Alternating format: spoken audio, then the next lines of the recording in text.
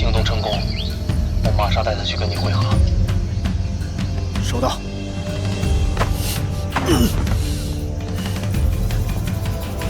走，老宋，你也这是谁啊？我已经把照片给牧羊传过去了，他是阿明卫队的队长，叫德鲁。阿明，这条鱼可不小。我已经跟营里汇报过了，营里说赶快把他带回去。欧阳女士也会出面跟鲁尔沟通的。好，上车吧。走，走。哎。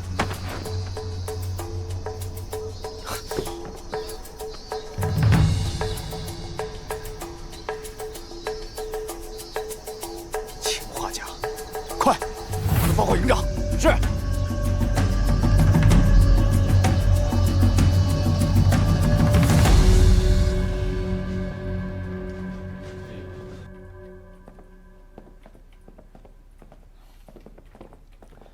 营长，教导员，来了，坐。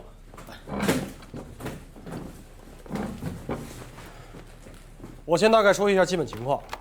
巴沙已经被移交联赛团警察部了。德鲁的情况，我也向欧阳丹尼做了汇报。就现在来看，这个阿明极有可能和恐怖分子保持着非常重要的联系，或者说，阿明就是巴沙隐瞒的那个上线。德鲁服毒自杀，要是跟阿明对峙的话，他肯定百口莫辩。没有证据，说什么都没有用，鲁尔不会相信的。目前我们只能等联赛团总部对进口药品的调查结果。报告营长，欧阳女士电话。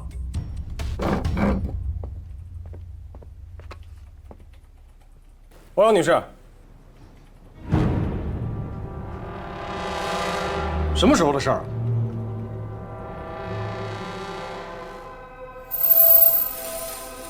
好，明白。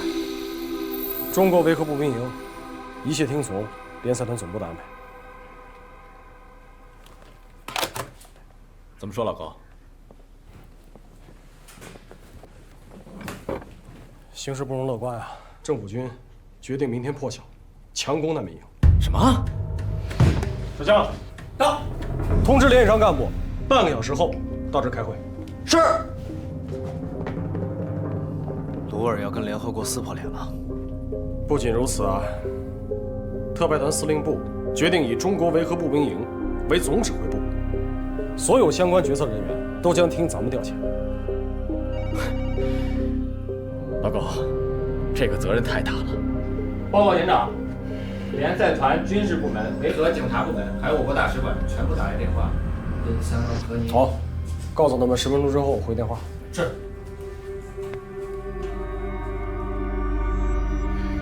现在最直接的问题是保护好难民。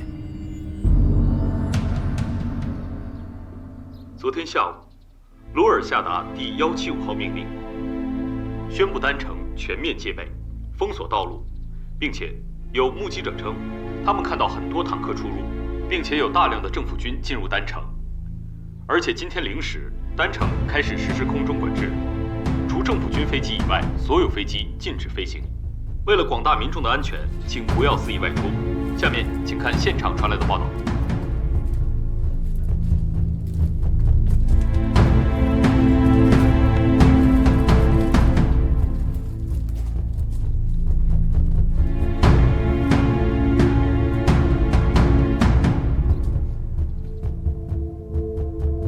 同志们，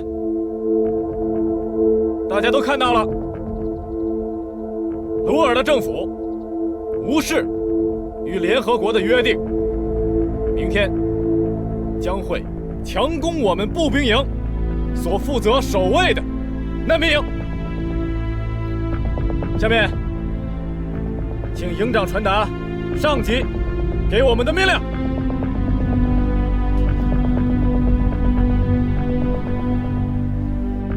同志们，现在联合国正在通过外交，希望解决此次争端。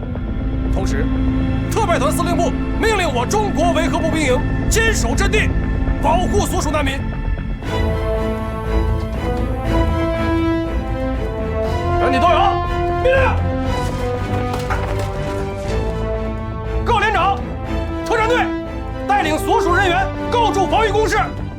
保障人员备齐器材食材，今晚连夜备战。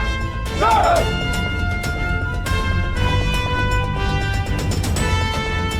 同志们，饭后给家里写封信吧。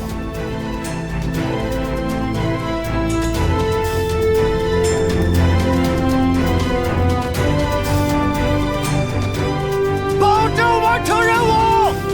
保证完成任务！保证完成任务！保证完成任务！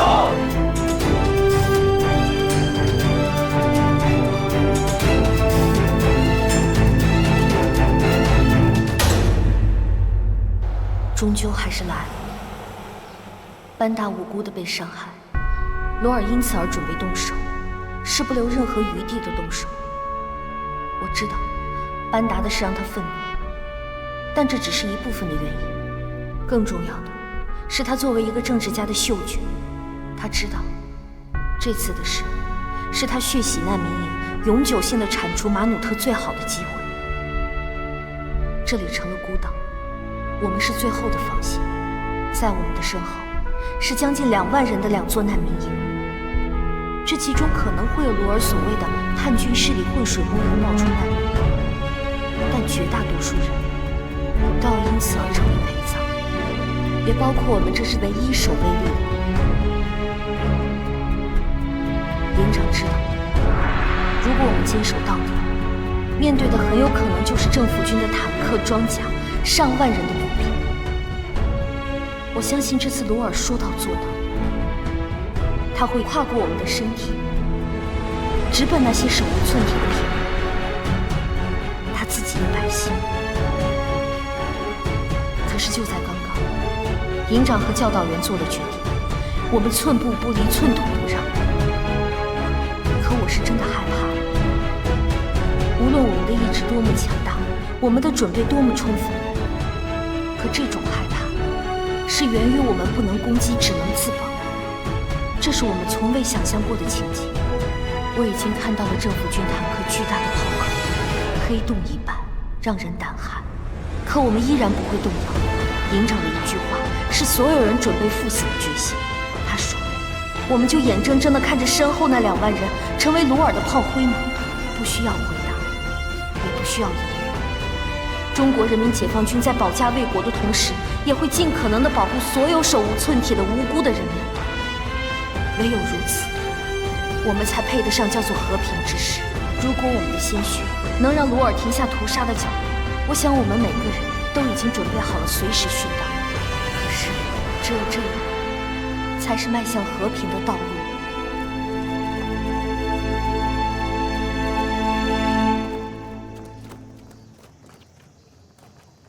真没想到啊，在这种时候还能有时间跟你单独走走路。唉，我是没想到，塞利亚政府真的敢跟联合国动手。放心，丹尼，我虽然没当过兵，更没打过仗，但是如果今天真的有什么事情发生的话，我老郭一直会在你身边陪着。我深深焦灼的土壤，暗无天日的奔忙，一眼间荒草疯狂生长。这么多年，我到哪儿你都跟到哪儿，你的心意我都懂。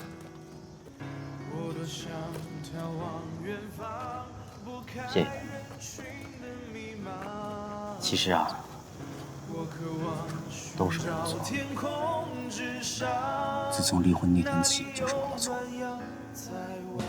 一个男人能让你自己的妻子提出来跟他离婚，这就注定是他的错。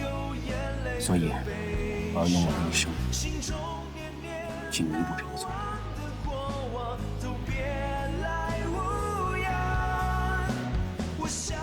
以前的事儿都过去了，也不知道以后还有没有机会吃到你亲手做的饭。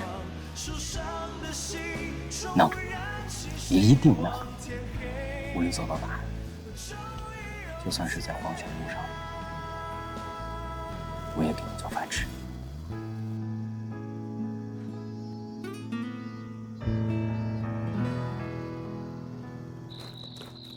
高营长，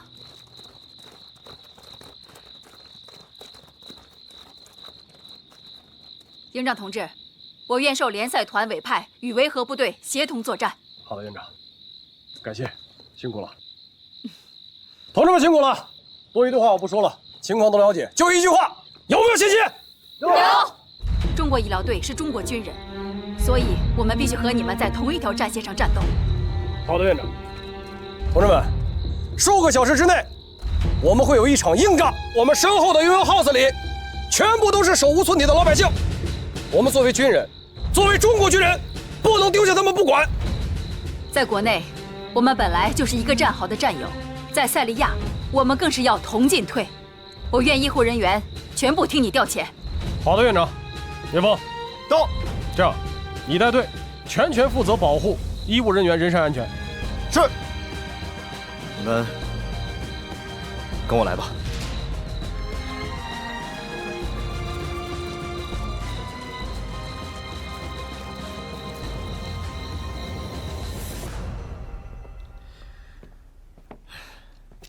会开枪吗？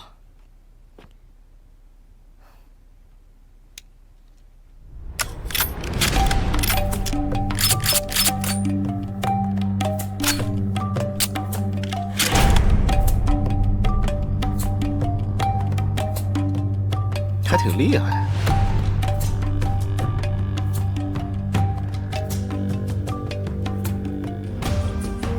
留着防身吧。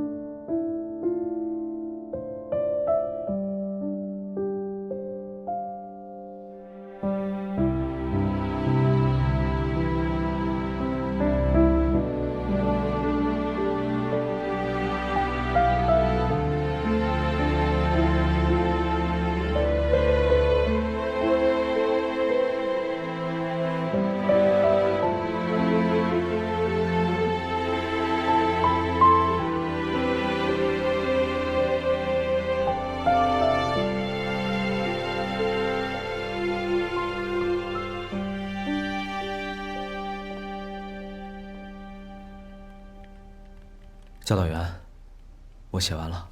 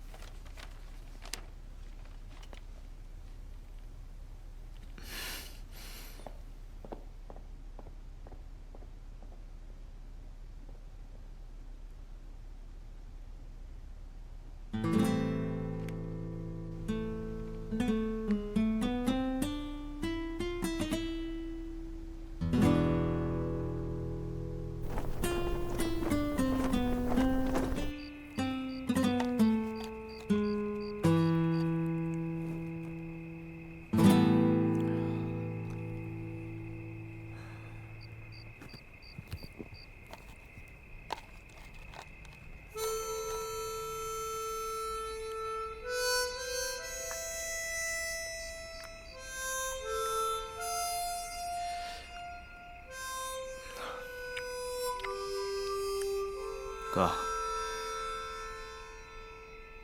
我心里有句话，一直都想跟你说。不用说。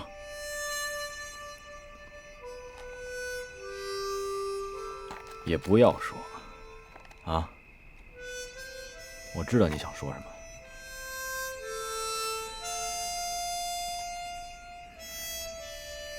得说。要不我自己过不去那个坎儿。你个大小伙子，20多岁，什么坎儿不坎儿的？73、84那才叫坎儿呢。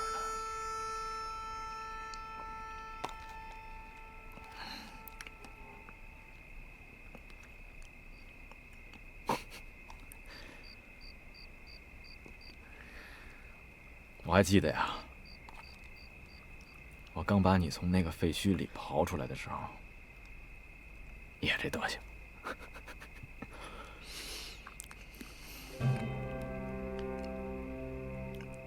迷迷糊糊，还让我去救你爸你妈。你是个孝顺孩子。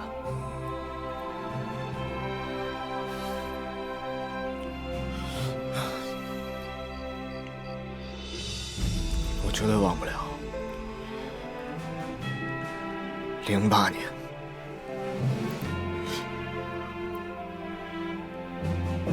，5月14号那天，也就是地震2天以后，是我让你失去了所有的亲人，是你让我成为了一名军人。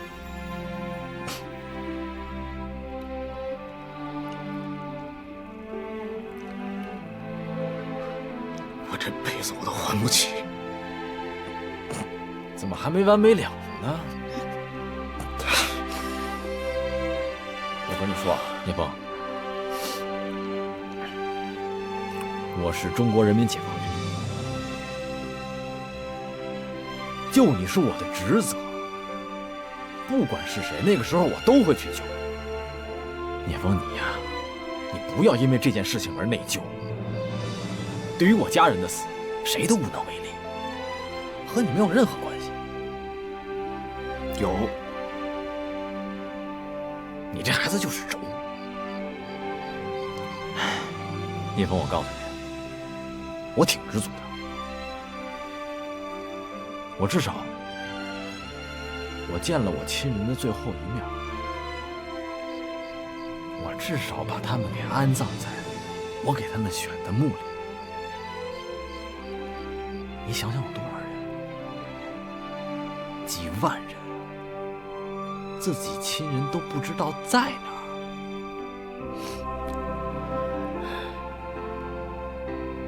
我知足，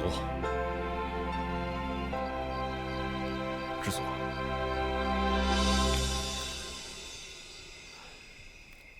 要照你这么说，我也知足。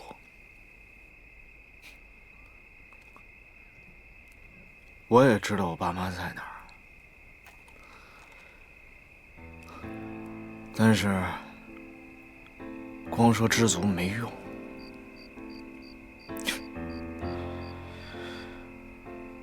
你是个孤家寡人，我是个孤儿，这是不争的事实。所以说，哎，我问你，谁是孤家寡人？你呀，我是吗？对，我有你呢。谁说你是孤儿啊？你有我呢。我告诉你，聂风，要学会放下。10年了，我看着你慢慢的从一个大男孩，一点一点的，有点老爷们样了。一点一点的，从莽撞少年变成一个稍微有点沉稳的男人了。我很开心，我很知足。你放下挺多的了，但是对我这个对不起这3个字，你怎么就放不下呢？咱俩就是伴儿。你替我家那6口活着呢，我就替你爸你妈活着呢。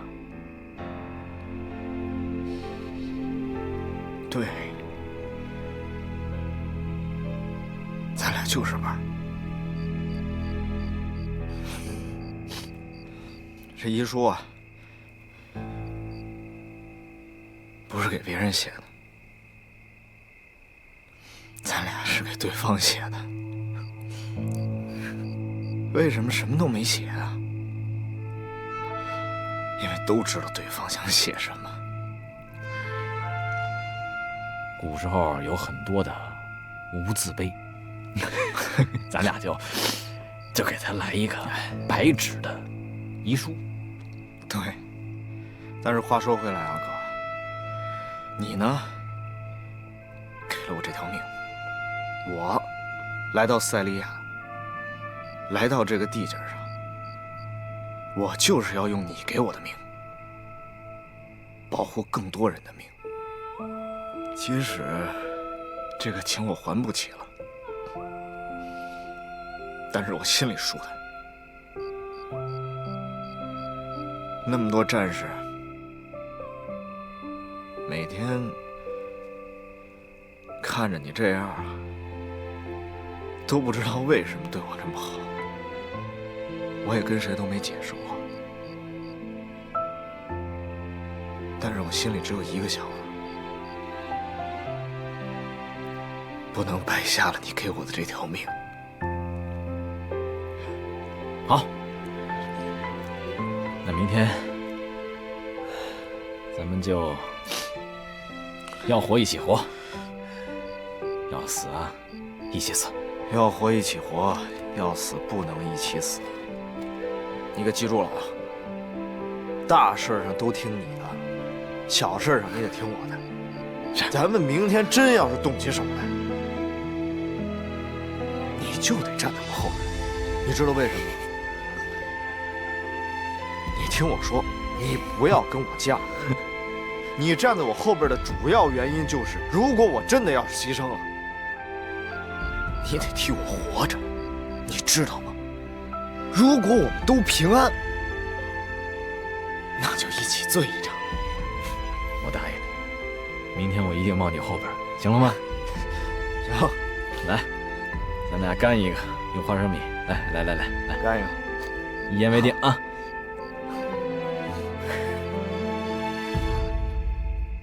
各单位负责人都到齐了吧？下面我简要说一下现在的情况。接下来我们要有一场硬仗要打，我希望各位和所属人员能够提起100倍的精神来应对。无论政府军什么时候展开强攻，咱们都不能后退半步。要知道，我们现在不光只是中国维和步兵营，而是代表了联合国维和部队和中国人民解放军双重的身份来执行这次任务。好了，多余的话我不说了。接下来，我开始进行战斗部署。1，打开武器库，所有轻重武器分发到单兵手中，子弹1颗不留。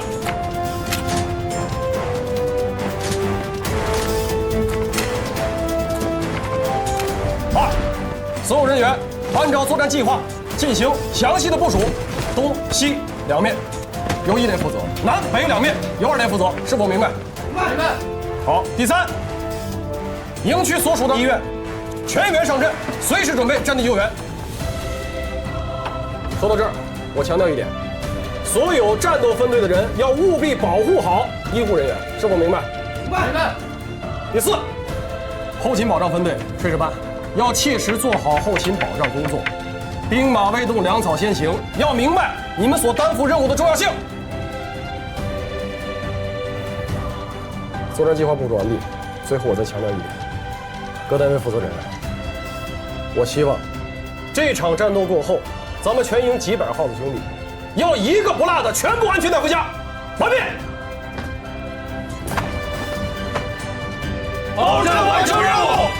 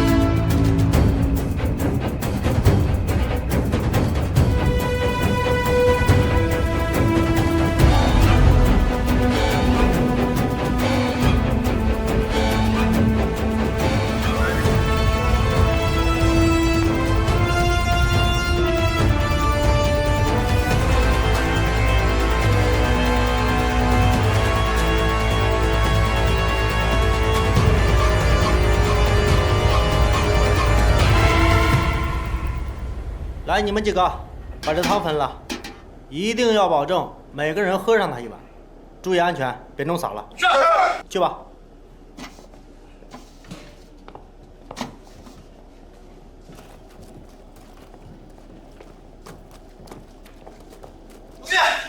快！啊，给我口水喝！这设防射了我一肚子沙。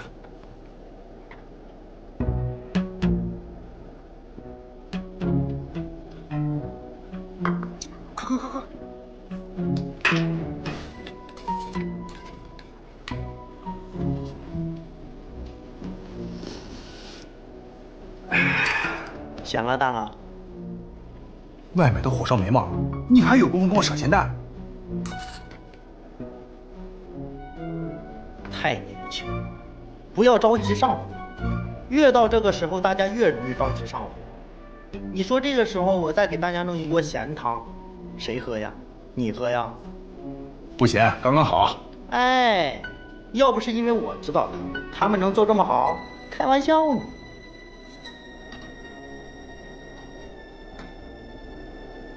我知道了，你是不是就用这锅汤把嫂子给过来？别提了，闹掰了。可能以后见面呢，我都得叫声嫂子。哎，没事，关键啊，曾经拥有。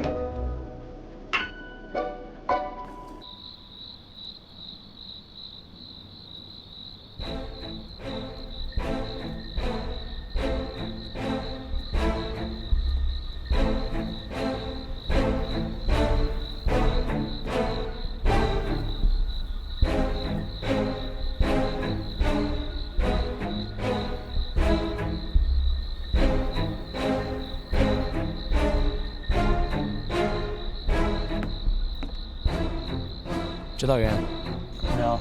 怎么样？有什么情况吗？一切正常。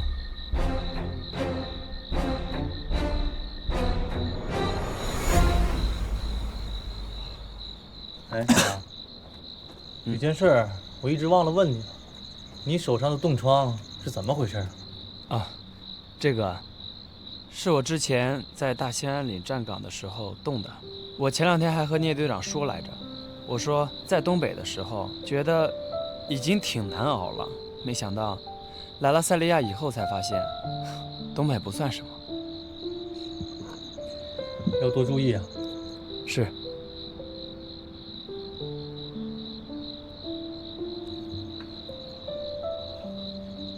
青阳，你怎么了？感觉今天状态不是很好，没休息好。这样，牧羊，你先回去休息，这班岗我替你站。不用了，指导员。现在营里正是缺人手的时候，我不能离岗休息。你放心吧，现在是我轮班调整时间，没事的，我帮你站。指导员，别说了，听我的，这是命令，去吧。是，谢谢指导员。去吧。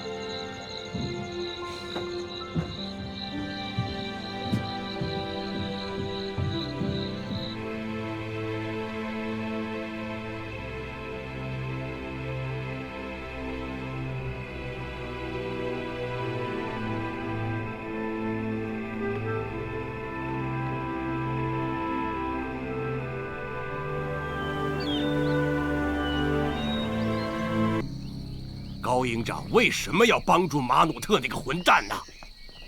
总统先生，中国维和部队当然是要帮助反政府军的，要不然他们在这片土地上根本就立不住脚。总统先生，高营长说的证据，如果那个证据确实存在的话，我们需要彻底的调查。他们的话你也信？这只是他们为了拖延时间的权宜之计。阿明将军，你立刻返回难民营，特别是难民营相近的哨口，绝对不能允许任何人进出，切记不能和中国的维和部队发生冲突。好的，总统先生。好的。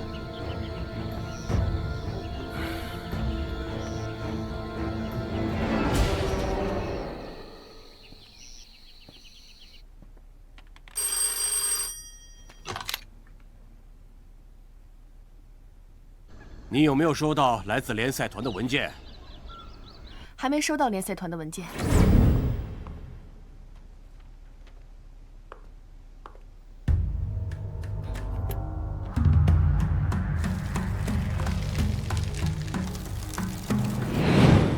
那你再看一下有没有收到班达那件事情的文件？你有收到吗？没收到，总统先生。好吧。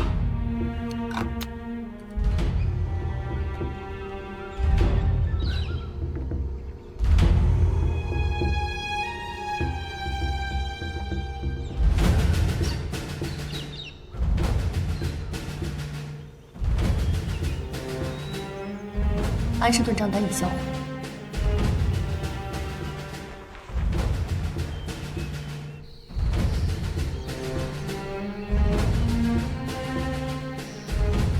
看来营长和总统的谈判不太顺利。是啊，也不知道他们谈完了没有。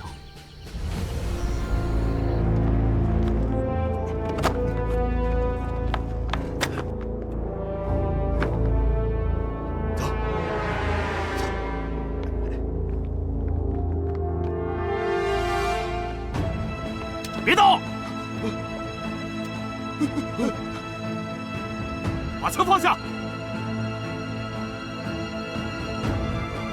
我让你把枪放下！别跟他们废话，他们手里面有枪，不行的话我们就开枪吧。不，偷说了要抓活的。把枪放下，投降！你们只要投降，你们依然还有机会成为难民营的一份子。不要负隅顽抗，你们没有任何机会。投降才是你们的唯一选择。好，好的，好的，好。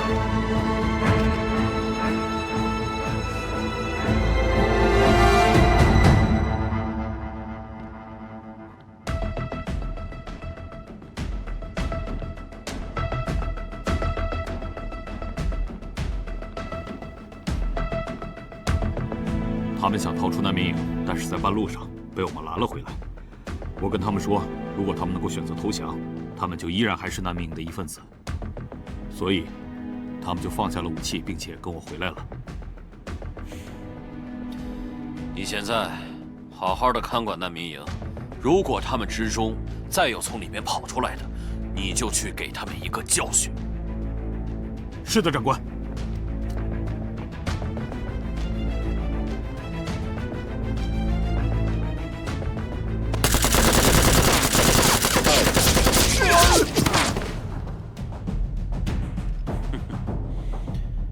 你去最高指挥官那里说，难民营里的人刚才向我们开火了。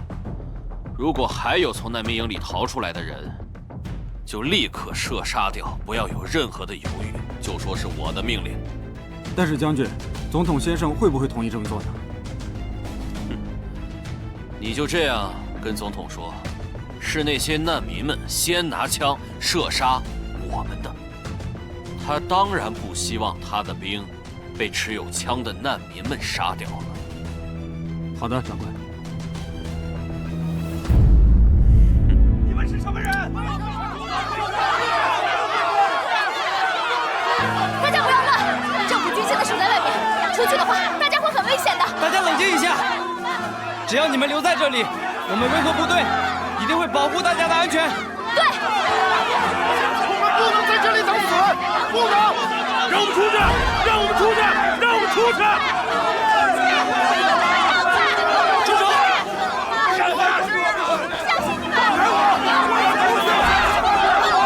不能出去！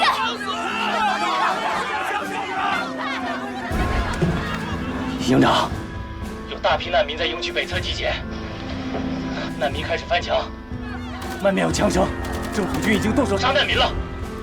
宋建臣，你给我听好了，必须控制住局面，不允许再有人翻墙出去，一个难民都不给我放出去。是。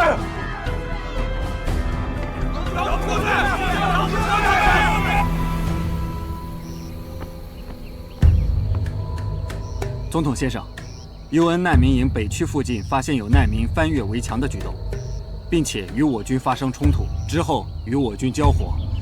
我方有人员受伤。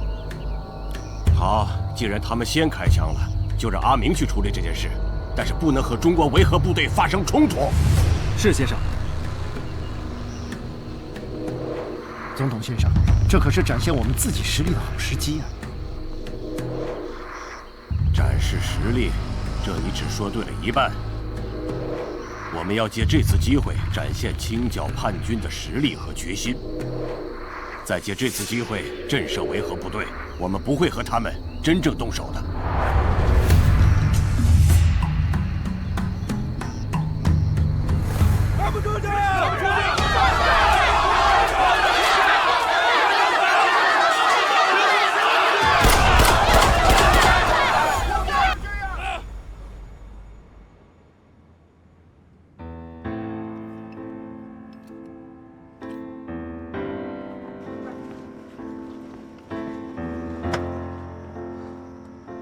大家听我说，外面的政府军已经开始向爬出去难民射击了，所以你们现在不能再往外爬了，一定要留在这儿。我们中和维和部队会誓死保卫你们的安全的。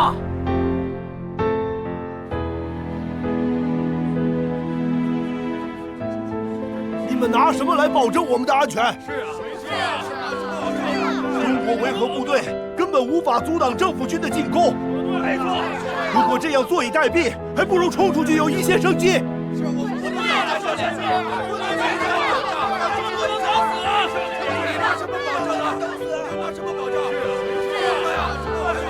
你们都听着，都别再说话了！我告诉你们，你们现在只有一种选择，那就是相信我们。我可以负责任地告诉你们，我们中国维和部队来到这个地方，就是为了要维护塞利亚的和平与稳定的。一会儿，就算是政府军冲了进来，就算是死，我们中国维和部队也会死在你们的前面。但是，如果你们再一意孤行的话，你们就会必死无疑。所以，你们现在都要留在这儿，统统退回去，相信我。好，好，那我们再相信他们一次。我们走，再走吧，一次。相信我们。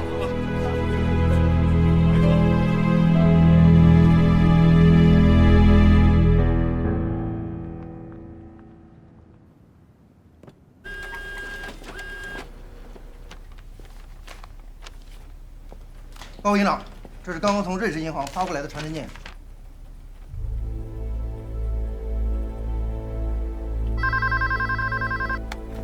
我是高波。高营长您好，我是欧阳丹妮。安士顿的真实身份已经查清楚了，他是政府军的总司令官阿明。相关资料我已经让瑞士方面传真给你了。太好了，欧阳女士，我已经刚刚收到了瑞士银行发过来的传真。也就是说，根据这份传真就可以直接证明阿明就是巴沙隐藏的上线，是吗？不错。欧阳女士，那这份传真有没有给卢尔总统府发过去一份啊？我今天早上已经第一时间传给卢尔办公室，但是结果和今天的凌晨一样，卢尔方面还是没有任何的表态。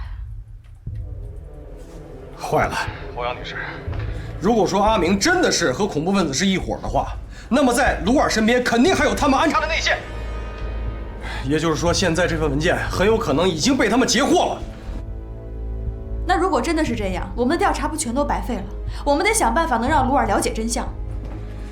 欧阳女士，没关系，现在不是丧气的时候，现在最关键的当务之急是要把这份文件直接呈现给卢尔本人的面前。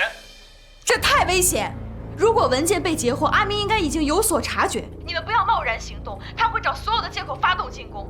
你们现在就是一座孤岛，被包围的孤岛。你们千万不要轻举妄动，我正在想办法面见卢尔。欧阳女士，已经来不及了，我们只有放手一搏了。走，老婆。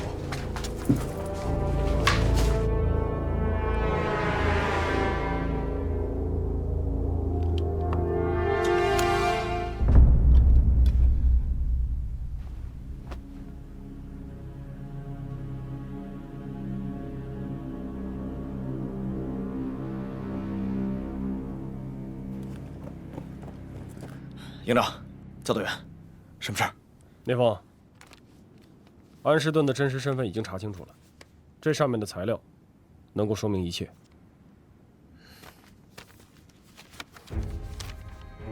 是。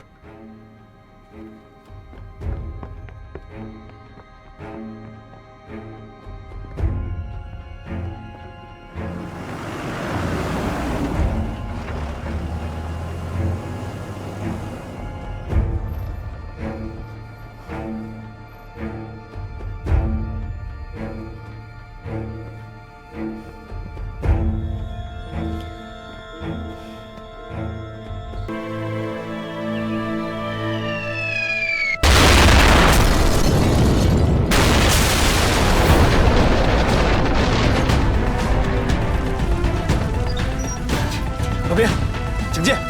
我去救火，你小心！全体都有！政府军已经开始冲击我们的外围防线了，榴弹已经落入我们的营地。步兵营所有战士迅速各就各位，加强警戒，死守营地，绝不能让政府军踏进我步兵营半步。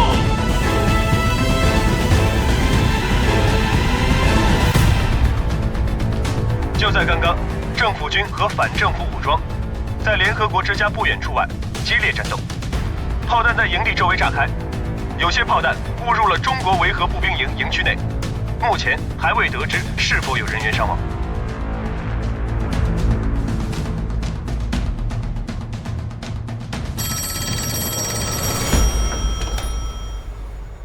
欧阳小姐，我方人员进一步调查了安士顿名下的瑞士银行账户，发现了多笔转入单城本地银行的转账，其中几笔数额较大。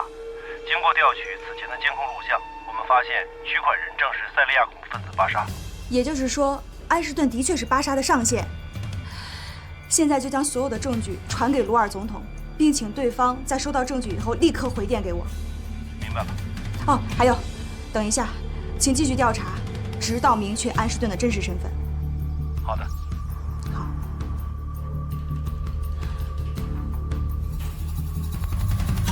目前为止，战斗还在激烈的进行中，已经有大量的无辜平民伤亡。我方在单城各战区已经取得优势，除了少数叛军还在负隅顽抗之外，其主力已经开始全面溃败。这群叛军就是一群乌合之众，根本不能对我们形成威胁。不足为惧。好的，明白，你们去吧。好的。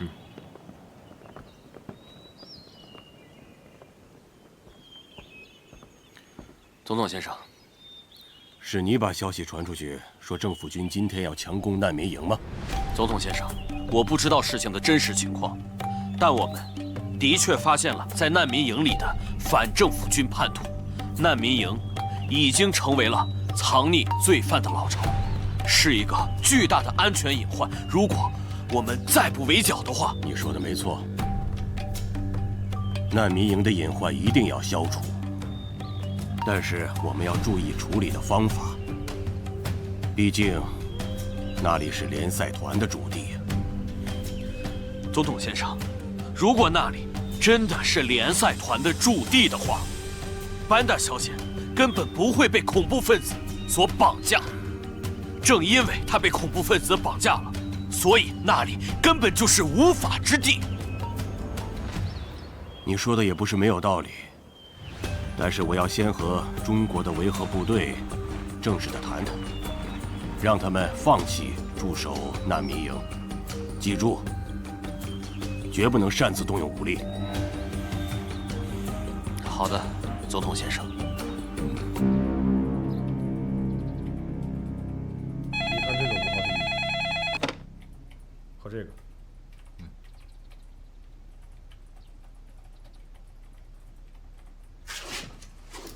鲍营长，总统府打来电话，约你半个小时之后和总统鲁尔进行电话会议。好，我准时参加。是。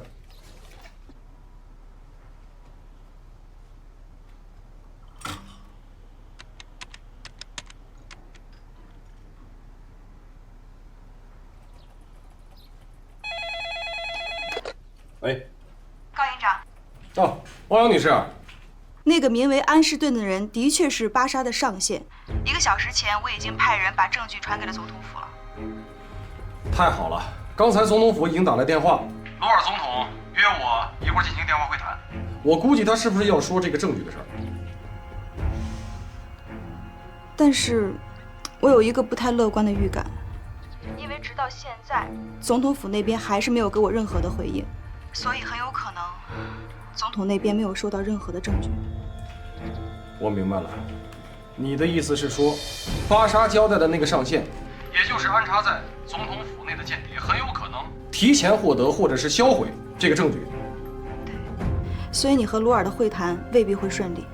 我目前的想法是把证据传给你们步兵营，然后由你在会谈中试图去说服总统暂时停止战斗，这样我们可以进一步根据证据调查安士顿的身份，查出班达事件真正的凶手。好，我明白了，我试试吧，尽量说服罗尔总统。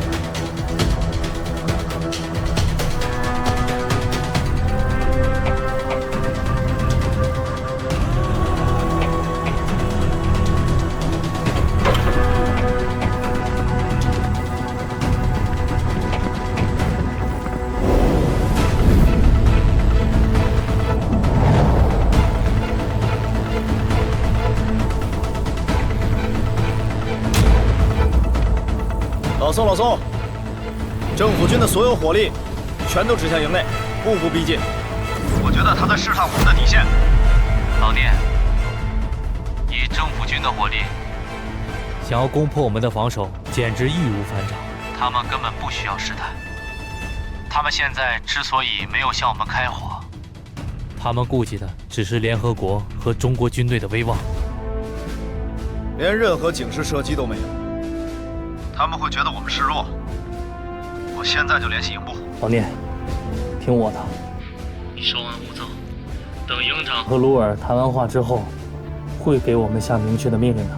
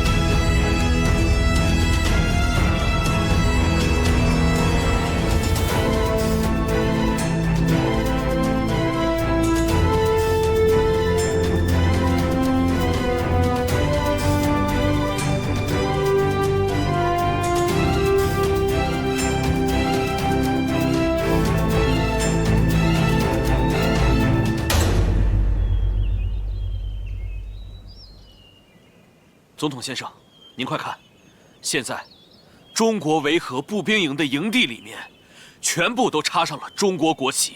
这也就是说，中国维和部队这支军队现在不再代表联赛团了。这也就意味着，我们可以进攻他们了。你觉得这是好消息吗？营地的周围全都是国旗，如果现在我们进攻，就是跟中国政府对着干了。不行，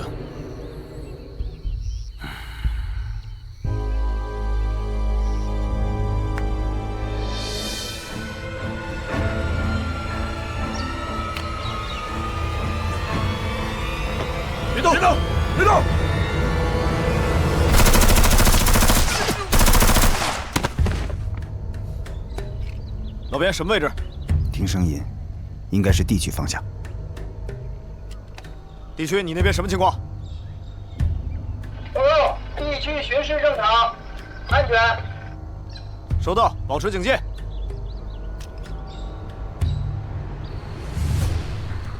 你好，高营长。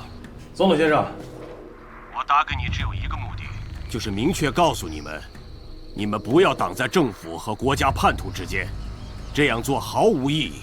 所以，我郑重地奉劝你们，不要成为无谓的牺牲品。总统先生，恕我直言，您所说的那些国家叛徒，都是手无寸铁的妇女和儿童。况且，我们守卫难民营是中国维和步兵营驻守塞利亚的职责，更是对联合国的承诺。我们不能因为您的一句话就放弃。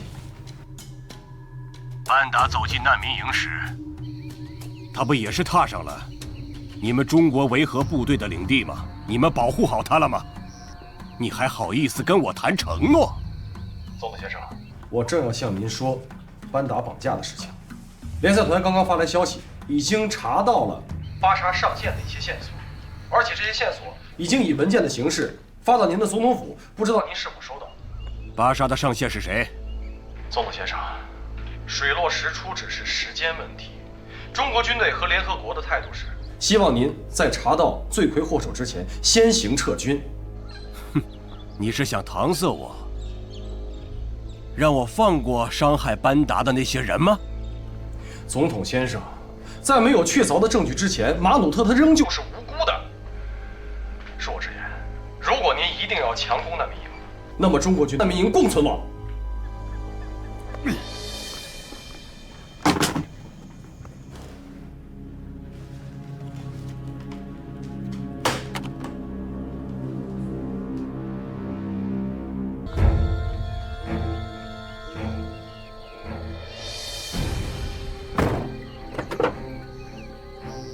看来，他们终于要扛不住了。我还以为他们真的不怕死呢。你们准备放弃抵抗了吗？罗尔总统，我这次来不是为了投降的，我手里有一份来自联赛团的文件，想交给你。我现在可以告诉你，这份资料跟你女儿遇害有直接的关系。总统先生，他们要么就是在拖延时间，要么就是另有打算。但是我想听听他怎么说。总统先生，您先等一下，我觉得阿明将军说的有道理。我们无法判定他们手里资料的真假，他们可能会耍手段来骗你。我要把你们中国维和士兵逮捕，我们是不会上你们的当的。等等，我要私下跟这个中国人谈谈。但是总统先生，我觉得这就是这些中国人的阴谋，让我亲自去帮您调查清楚。我说了，我要私下跟这个中国人谈谈。在这种情况下，我相信他不敢乱来。但是总统先生，你真的想跟中国政府对着干吗？传达我的命令，把这个中国人带过来。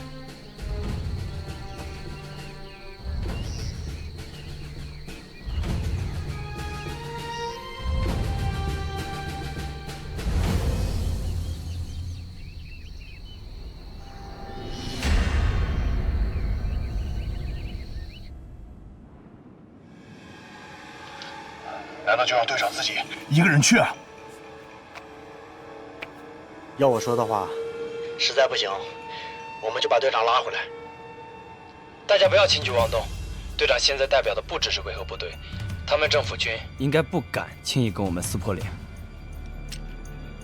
聂风一定会平安回来，而且你们记住，咱们每一个人都是他的后盾，不能让队长白白送死啊！胡闹！聂风现在执行的是特殊任务，他现在可以说深系着塞利亚的安危，还有咱们全营兄弟的命。任何一个小的闪失，都会让他送命，让计划失败。听我的，在这期间，谁都不许给我轻举妄动，好好在这给我等着消息，这是命令。兄弟们，我们一定要相信营长的判断，更要相信聂风的能力。没有把握，聂风这家伙是不会去的。营长更不会下命令。我们现在要做的，就是相信他，等待他。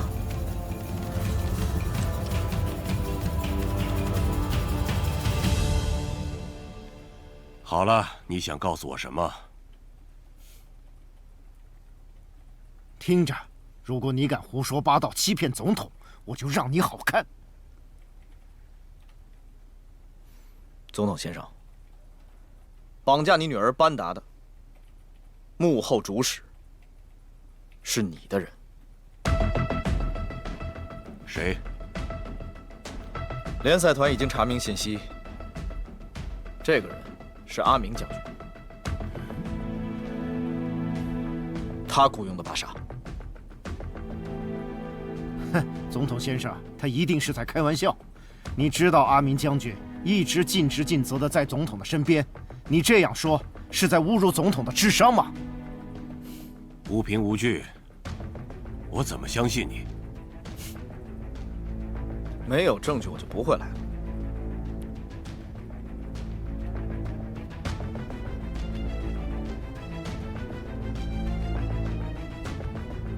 这是瑞士银行的转账流水，上面有阿明用假名字转账给巴沙的所有记录，还有客户信息验证。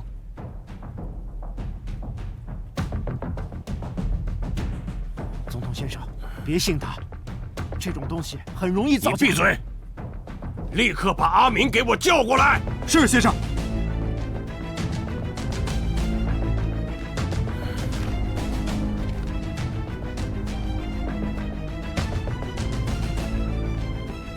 总统先生，阿明不见了。他不见了？是的。去把他找出来。是。总统先生，在塞利亚的政府军和反政府军里，都安插了他的很多内奸，他们的目的就是制造混乱和争端。您和马努特的很多矛盾都是人为的。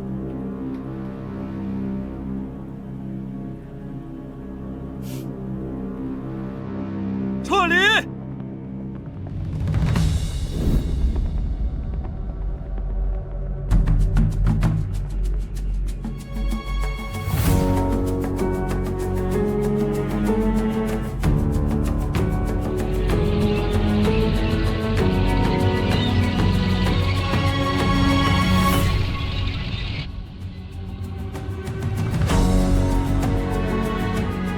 他们撤了。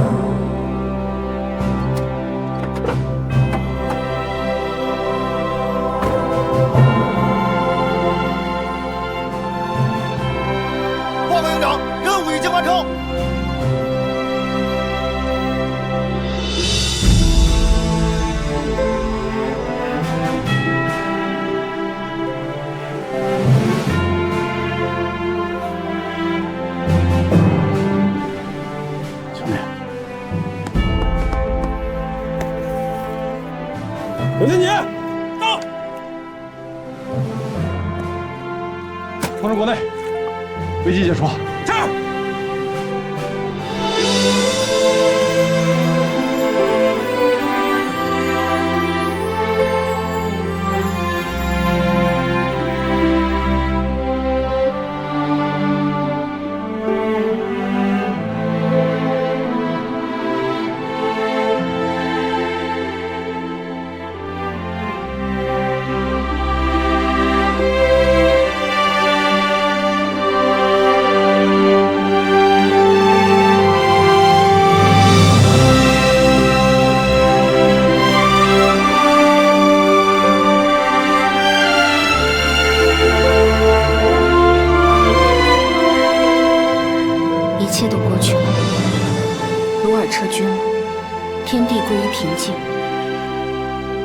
晨曦中，我看到那个男人跳下吉普车，一步步向我们走来，由远及近。金黄色的晨光洒在他身后，我看不清他脸上的表情，但我知道，他拯救了我们所有的人。我们700名战友，我们身后上万的难民，每一个都因为他而有了重新拥抱明天的可能。